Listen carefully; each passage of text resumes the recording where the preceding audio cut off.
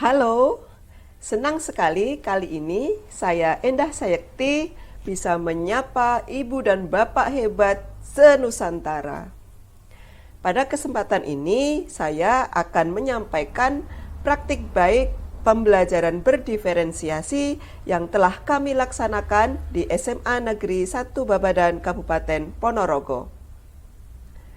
Sebelum kita mulai, perlu saya sampaikan bahwa saat video ini dibuat, sedang terjadi beberapa musibah di beberapa daerah di Indonesia, di antaranya banjir dan tanah longsor. Mari kita doakan semoga tidak ada korban jiwa dan saudara kita yang terkena musibah diberikan keringanan atas cobaannya oleh Allah Subhanahu wa Ta'ala. Baiklah, jalan ke pasar membeli cucur. Cucur dimasak di dalam kuali. Tanpa mengurangi rasa syukur, mari kita simak video persembahan praktik baik ini. Pada saat itu, kita masih berada pada era normal baru COVID-19. Ketika itu, para murid sudah mulai diizinkan untuk belajar di sekolah, namun dengan keterbatasan ruang dan waktu. Murid hanya bisa belajar hingga tengah hari dan tentu dengan protokol kesehatan yang ketat. Padahal mereka sudah merindukan untuk belajar di sekolah kembali seperti sedia kala. Murid yang telah lama berada di rumah terbiasa bersantai dan cenderung kurang beraktivitas. Mereka cenderung memanfaatkan waktunya untuk mengakses media sosial dan permainan pada HP Android masing-masing. Murid bahkan mengalami penurunan etika bersosialisasi baik dengan sesama teman maupun dengan guru. Melihat fenomena tersebut, guru merasa perlu melakukan sebuah perubahan baik pada pembelajaran maupun bidang pendidikan lainnya. Dengan harapan semakin membaiknya keadaan, maka pembelajaran perlu didesain agar lebih menarik dan bermakna bagi murid. Para murid harus diberi aktivitas sehingga mereka bisa terlibat dan bergerak. Materi yang seolah hanya hafalan harus didesain agar lebih mudah dipahami semua murid. Maka kami rancang pembelajaran berdiferensiasi dengan model choose, try, metode diskusi, presentasi, pengamatan, serta model pembelajaran berbasis proyek atau project-based learning yang kami beri tajuk parabola miring. Pembelajaran berbasis proyek kolaboratif pada materi perubahan lingkungan. Sebelum pembelajaran dilaksanakan, saya telah melaksanakan asesmen diagnostik untuk semua murid kelas 10 yang saya ajar. Saya menggunakan Google Form untuk membuat angket digital yang berisi serangkaian pertanyaan mengenai bidang minat yang ingin dipelajari murid, cara belajar murid, serta kondisi yang dibutuhkan oleh murid untuk belajar sehingga memperoleh pemahaman yang lebih baik terhadap suatu materi. Selain itu, asesmen diagnostik ini juga dilengkapi dengan survei mengenai harapan murid terhadap pembelajaran yang akan dilaksanakan. Jawaban murid kemudian dianalisis untuk mendapatkan gambaran kebutuhan belajar murid. Hasil analisis kebutuhan murid selanjutnya digunakan sebagai dasar penyusunan perangkat pembelajaran, yaitu disusunlah sebuah RPP berdiferensiasi yang mencakup diferensiasi konten, diferensiasi proses, dan diferensiasi produk. Topik yang akan dibelajarkan yaitu dampak dan pemecahan masalah perubahan lingkungan yang merupakan materi pada mata pelajaran biologi kelas 10 pada KD 3.6. RPP berdiferensiasi yang dirancang dilengkapi dengan keterampilan yang diharapkan akan dikuasai oleh murid. Salah satunya keterampilan menggunakan IT dalam mendukung pemecahan masalah. Beberapa platform yang akan digunakan yaitu Google Workspace for Education dan Canva.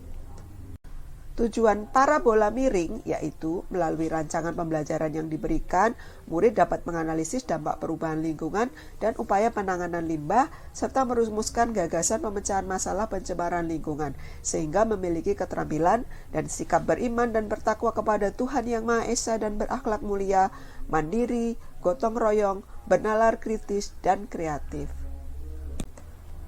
Kegiatan belajar dimulai dengan pendahuluan yaitu salam, menanyakan kabar, dilanjutkan dengan murid diajak untuk berdoa dan mendoakan teman atau keluarga yang sakit sebagai latihan keterampilan kesadaran sosial atau berempati. Murid diajak mengingat kembali penyebab perubahan lingkungan dan mengaitkannya dengan materi saat ini. Menyadarkan murid tentang pentingnya materi yang akan dipelajari sangat penting untuk dilakukan di awal pembelajaran. Guru kemudian menyampaikan tujuan pembelajaran, cakupan materi, beserta garis besar kegiatan yang akan dilaksanakan. Kegiatan inti diawali dengan membagi murid menjadi beberapa kelompok sesuai bidang kajian yang diminati sesuai hasil asesmen diagnostik yang telah dilakukan. Murid dapat memilih bidang pertanian, kesehatan, ekonomi, perikanan, sosial, dan pendidikan. Hal ini mewujudkan diferensiasi konten pembelajaran. Murid bekerja dalam kelompok agar terampil bekerja sama dengan orang lain sehingga memiliki keterampilan sosial emosional berelasi.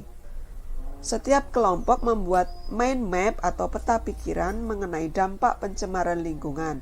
Hasil kerja kelompok tersebut kemudian ditempelkan pada dinding kelas sehingga terbentuk semacam gallery walk sesuai dengan model pembelajaran 2C, 2-3, maka setiap kelompok membagi diri untuk sebagian tinggal di kelompok untuk menjelaskan kepada pengunjung, sedangkan sebagian bertugas mengunjungi stand gallery walk kelompok lain, guna memperoleh pemahaman dan kembali ke kelompok masing-masing untuk membagi kepada anggota kelompoknya. Kegiatan dilanjutkan dengan analisis upaya penanganan limbah secara berkelompok sesuai gaya belajar murid, dan telah disediakan berbagai sumber belajar yang bisa dipilih, di antaranya video, artikel, buku paket, dan modul. Ini sebagai wujud diferensiasi proses, di mana murid bebas berekspresi untuk menyampaikan hasil diskusi kelompoknya dalam diskusi kelas melalui presentasi atau simulasi. Kegiatan berikutnya yaitu merencanakan proyek upaya pengelolaan limbah yang dilakukan secara berkelompok. Sebelum mulai merancang, murid diajak untuk menganalisis jenis limbah yang mendominasi di lingkungan sekitarnya. Murid sebagian melakukan analisis limbah secara langsung, kemudian mengelompokkan berdasarkan jenisnya, dan hasil analisis ini digunakan sebagai dasar membuat gagasan penanganan pencemaran lingkungan. Tahap selanjutnya, murid kembali ke kelas untuk berdiskusi mengenai gagasan yang akan mereka buat guna menangani tumpukan limbah hasil analisis mereka. Mereka mulai mengembangkan ide pemecahan masalah mereka dalam bentuk rancangan proyek pengelolaan limbah. Dalam rancangan tersebut, mereka menyusun jadwal kegiatan mulai dari kegiatan merancang proyek, melaksanakan, hingga melaporkannya kepada guru. Tugas proyek ini dilaporkan dalam bentuk media sesuai minat masing-masing kelompok. Mereka dapat membuat video, komik, infografis atau poster maupun artikel. Kebebasan bentuk karya ini sebagai wujud memfasilitasi kebutuhan belajar murid melalui diferensiasi produk. Kegiatan pembelajaran diakhiri dengan refleksi terhadap pembelajaran dan apresiasi terhadap murid atas partisipasi dan semangat belajar mereka yang luar biasa. Tantangan yang dihadapi dalam menerapkan pembelajaran ini bahwa guru harus mampu mengelola kelas dengan baik, terutama berkaitan dengan alokasi waktu. Guru juga perlu mengeksplorasi cara terbaik menjaga motivasi murid untuk tetap aktif dan semangat mengikuti kegiatan belajar dalam keterbatasan. Dampak pembelajaran berdiferensiasi yang dilaksanakan tersebut bagi guru sebagai pelaksana cukup memberikan pengalaman mengajar yang syarat ilmu, sedangkan murid merasa lebih terlibat dalam belajar, lebih paham materi yang diajarkan. Murid juga merasa lebih kompak dan semangat beraktivitas bersama orang lain. Murid menjadi lebih terampil menggunakan IT, dan yang lebih penting murid lebih termotivasi untuk selalu belajar, lebih mandiri, dan terampil berefleksi. Demikian praktik baik pembelajaran berdiferensiasi ini dipersembahkan. Melalui video ini saya belajar bahwa semua hal itu mungkin terjadi, dan kita hanya perlu memperkuat giat dan niat tulus ikhlas untuk mencapainya. Semoga Ibu dan Bapak hebat senusantara pun mendapatkan inspirasi dari praktik baik ini. Akhirnya, saya Endah Sayekti mohon undur diri.